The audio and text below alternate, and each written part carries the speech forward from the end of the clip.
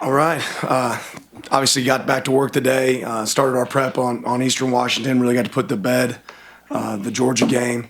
Obviously disappointed with the result in the first game. A lot of stuff that we can improve and work on, but really proud of the fact that our guys attacked that today.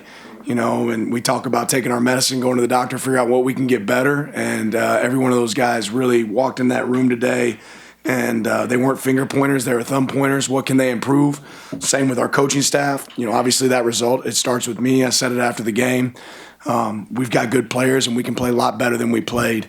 That being said, you can't sit around and spend a lot of time looking in the past. You got to start working on the future, and we're about to play a really good opponent in Eastern Washington. Obviously, they've had a lot of success there over the years, and we're excited to get prepped and get to work on them. That being said, we'll open it up. We'll start right here on the right with Zach. Coach, how excited do you think your players are to kind of get back on the field and show that they're better than they were this weekend? And how has that played out so far for you? Yeah, our guys are anxious, extremely anxious to get back to work. That being said, I think every one of our players acknowledges we need to work in between now and the game. We have, our opponent right now, we have Eastern Washington on the schedule, but our opponent right now is Oregon. And our guys went out there and worked their tails off today, Monday practice. We had a lot of corrections, went and hit those corrections first, got out there and got to work. And I know they're fired up to get back on the field again and prove they're better than they played. We're doing Rob back in the middle. Just what is your process in the wake of a game? How much are you really reviewing that with your team, and how much is that just with the staff, and then you're just immediately looking forward with your team? The process doesn't change based on the result. I think the process has to be really consistent. For us, we go back, we watch it with our players. But first we watch it with our staff. We do a quality control write-up of every piece of that trip, including the way travel went, how the hotel was, what our meal, the whole prep. We go and evaluate regardless of results. So it starts there. We got together and really broke that all down as a staff yesterday, all the things that we feel like are the immediate attack pieces. And then we started off this morning really with a recap of the game followed by a corrections walk. We go back and walk through every single correction from the game, what we know we can make an immediate improvement on, and we carry that over into the next opponent before we start that next practice. You're on the left in the middle, Eric. You've got Matt in the box, Tosh on the sideline, you on the sideline. Just curious kind of how that felt on Saturday and how involved are you in making some of those defensive calls and adjustments? Yeah, I think first game, there's some things that I think we walked away saying, hey, we could definitely do a lot more. I think when you try to look at the big picture of the game and you're trying to be a part of offense, defense, special teams, it's hard to be focused on one side. I think I can definitely do more there and help. But that being said, there's a lot more than just a call here or there that affected that game. I mean, we said game one was going to be decided based on takeaways, penalties, and tackling. And I think if you look at that game, we had 2 takeaways.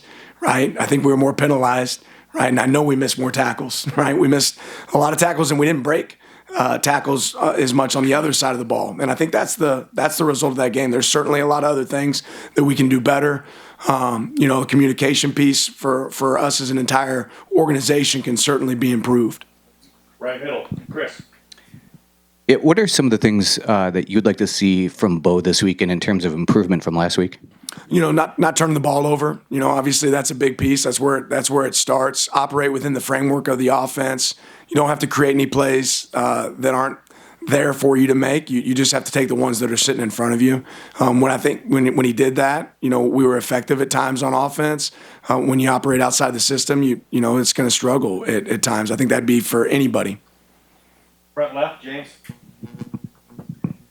Dan, who decides the running back personnel rotation? Is that a Carlos decision? And in terms of how the distribution, what the rotation was on Saturday, just what was the blueprint for where y'all saw that was successful before, having 4 and 5 guys have a handful of carries apiece?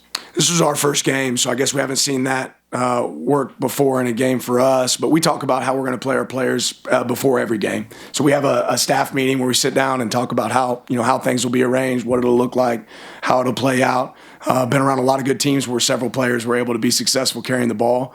We've had that format at other places I've been at before as well. Obviously, we just didn't get in a great routine and finish, but we did run the ball successfully at times. We just have to continue to do that. Right here, second row, Jerry.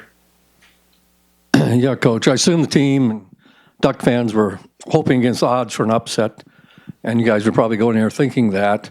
Usually an upset happens when you outcoach or outplay a team, and you said you got outcoached and outplayed. Specifically, was there anything that Georgia did on offense that surprised you? I don't know about surprised. If you go back and you look at the game, it wasn't 40-yard, 50-yard explosive plays down the field. They really did a great job of what we kind of said post-game on the perimeter.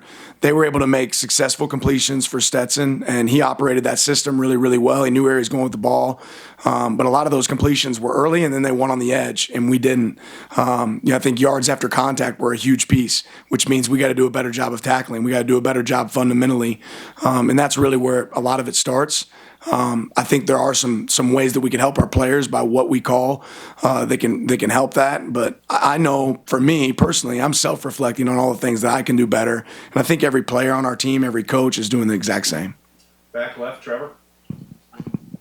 When a game like that happens against a team like Georgia that you know well, and clearly right now looks like they can contend for another playoff, obviously a lot of variables, but when that happens against a team like that, is part of the message to your team, now we know where we stand compared to the pinnacle of the sport, and now we know what we need to aspire to get to over the course of this season and even beyond that? I don't know if I spend a lot of time really talking about them. I mean, I will say this. I've been coaching for a while, and I've been a part of losses that are disheartening, that you're really disappointed in. And to me, it's all about the response, right? It's all about there's an event, how do you respond to it, and that's going to lead to your outcome. And I was a part of a situation last year where SEC championship game, I walked off the field, and I think a lot of us were really disheartened, right? But that being said, how you respond and the effect of that response is what really leads to success down the road. And Georgia's a complete team. I'll be impressed if there's a lot of teams that are better than that team out there in college football right now. They're certainly kicking on all cylinders. And I know talking to Coach Smart after the game, he reminded me of his first season when he was down 31-0 at halftime to Ole Miss and on an away game. And that's a part of it. But that's certainly not our goal. Our goal is to get better this week, today, next moment. You can't live in the past, but you're also not pointing at other teams. You're really looking at yourself and how you can improve. Front right here, Zach. Coach, I mean this as a positive, but after the game, you seemed relatively upbeat and positive after when a lot of coaches would be outwardly frustrated. Is that just you, or is there a moment after the game where you have to kind of get your frustration out and put on a certain face to take the positivity to your team? I mean, nobody's more frustrated than me, but I'm also more focused on outcome. And if I thought me acting angry and upset and frustrated was going to be a benefit to our team, then that's the approach I would take. I don't think that's a beneficial approach in that situation. It starts with me. Nobody's more frustrated than I am, and I certainly wasn't upbeat.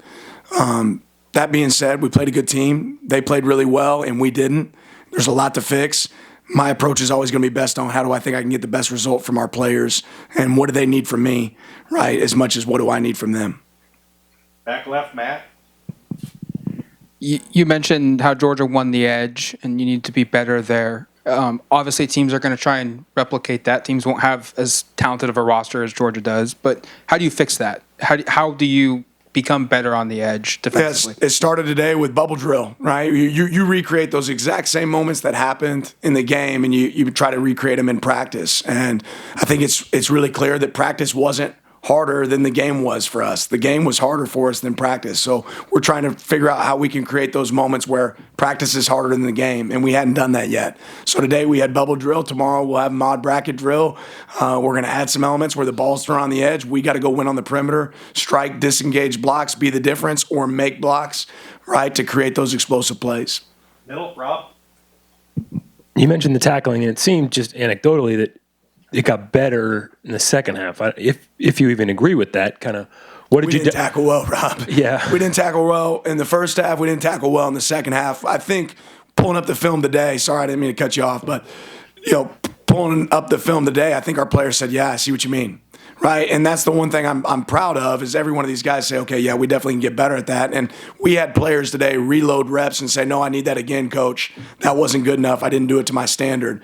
And to me, that's when you're going to have a chance to be successful is when the players are saying, no, I want to do that over with. That wasn't to my standard, because it's really about their standard. It's about our standard here at Oregon. In the middle, 247, Jared. Dan, you mentioned that you take a lot of blame for this, and you want to see yourself and your staff improve. Just where specifically do you want to see yourself improve from this week or that week 1 game to this week 2 game?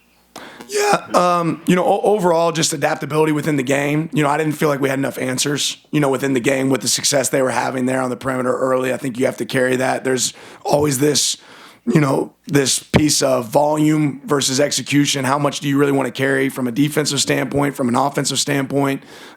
We probably carried a little less volume going into game 1. We probably need a little bit more that had some answers for some of the stuff they were doing.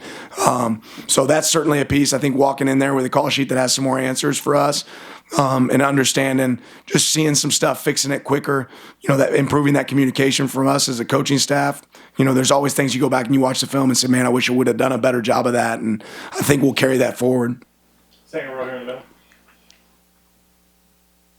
Coach, what have you said to your team about facing adversity and some of the distractions they might unavoidably see on social media and other places? Yeah, just the opinions of everyone else outside of our building really don't matter. It's about the opinions in the room that truly count. I've said it before. Nobody else is going to be playing a game. We got to play the game. It always gets loudest when it's easiest, and it's really easy to be loud on social media today. You can't put a lot of stock in that because they're not going to play in a single game, right? We affect the outcomes here, right? Our coaches, our players, we affect outcomes, not outside noise. So, they smile on your face, right? And we know what it's going to look like when it doesn't go right?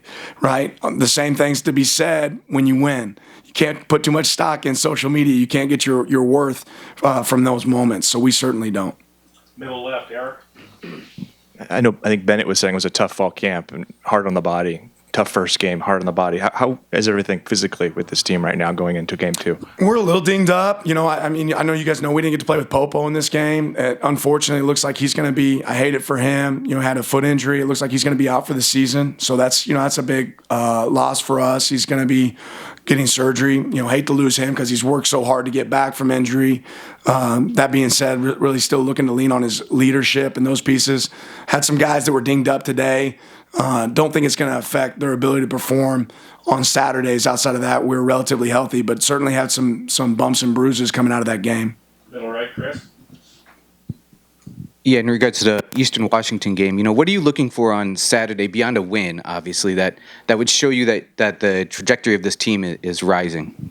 Yeah, just execution. I think that goes on both sides of the ball. But we know they're a really good opponent. We know they're going to air it out and throw the ball over the yard offensively for them. They've had a lot of success. There's some continuity, there with their head coach. But I want to see our guys go play fast. I want to walk away and you say, okay, that offense has an identity, that defense has an identity in that game. And again, Eastern's an elite team, but we're really focused on us. I want to see those DNA traits show up within that game for us. Front left, James. Dan, Jaleel played a lot in the second half. How do you evaluate his play? And since he was playing a lot of times in place of Quez was playing off coverage a lot, and that happened a lot of times when he played last year, got beat on it quite a few times on Saturday. Is that something you feel like you can correct with him, or do you feel like he's a better fit at safety potentially? I think every one of our players have things that they certainly can improve. And I know Triquez would tell you the exact same thing. I can't speak to how many times off or not off. It's probably a lot of that's based off the coverage we called, right? There's certain calls that will bail, play off. If a team's in a restricted formation, you're going to be off. But yeah, Jaleel is a guy that continues to get better and better in practice. I think he's going to have a role on this team. He's certainly going to put himself in position to help us. But every one of our players, has opportunities to improve. Not just Triquez, not just Jaleel. Every guy on our roster, we got a lot to clean up and address. Back left, Trevor. Hey, Coach, just beyond the missed tackles, and just correct me if I'm wrong on this, but it seemed like they were able to scheme up a lot of plays where it's like Darnell, Ladd McConkey running free, and there's only one guy in the area to make the tackle. And let's be honest, they would break a lot of tackles in that situation. So what else was going on there? Was that schematically on their part, them able to get those kind of matchups in the open field? Was it positioning? What was happening there, and how do you fix that? Yeah, you talk about, in football, you're kind of robbing Peter to pay Paul at times, right? And if a team's going to be able to spread the ball out on the perimeter, you only have 11 players, right? So if they have one guy out on the perimeter to the left and one guy out on the perimeter to the right, it's hard to have guys that can overlap. we got to be able to add some levels to our defense. I think that can help, right? Where you're not necessarily always in pressure situations or pouring up in the front. And we'll certainly do a better job of that. But having some more overlap helps. But if you take it out of the back end, that means you're loading up a little bit more in the front. Those guys are great guys at breaking tackles. We have to create more buddy tackle situations where there's going to be two guys involved on a tackle. And that probably involves playing a little bit more zone break on the ball at times. But they did a good job, of flushing guys out and pulling out your curl flat defender. Now your strong hook defender has to plus over, and your weak hook defender, the move the pocket plays they had, the perimeter plays they had, are going to create some of those one-on-one tackles. And sometimes you have to make them and win. Time for two more. Zach, you're on the right. Coach already spoke about Jaleel, but I think you had 4 true freshmen get in the game, especially Jordan James. I mean, what did you see from them through tape, and what did you see from them through fall camp that gave you the courage to kind of put them in the game and get some minutes? Yeah, I think what we always said that from the beginning is if you're good enough, you're old enough, right? We want to be able to incorporate guys that can help us. I think you saw some pregame jitters. We saw a lot of, we saw freshman mistakes. We saw that happened. But we also saw some guys that are resilient and tough and can play winning football for us, but have to be developed over time. So moments of growth, also some real moments of positivity and excitement. Last question, back left, Matt. Two-part question. Ryan Walk didn't play at all in the second half. Was that performance or injury? And then just your thoughts on Marcus and how he performed, because I think that was the most Marcus Harper had played in his career up until that moment, and how he handled that. Ryan got dinged. His knee got a little bit, banged up. That being said, I think he's going to be good to go, moving forward. He's still getting treatment, going through some pieces there. But Marcus has proven to be a reliable player for us through fall camp. He's earned the opportunity to certainly participate and help. And I think he carried that over on Saturday. Some moments of growth for him, some spots where he can certainly get better.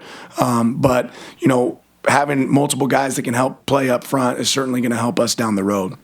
Thank you, Coach. Appreciate your time. Thank you, guys.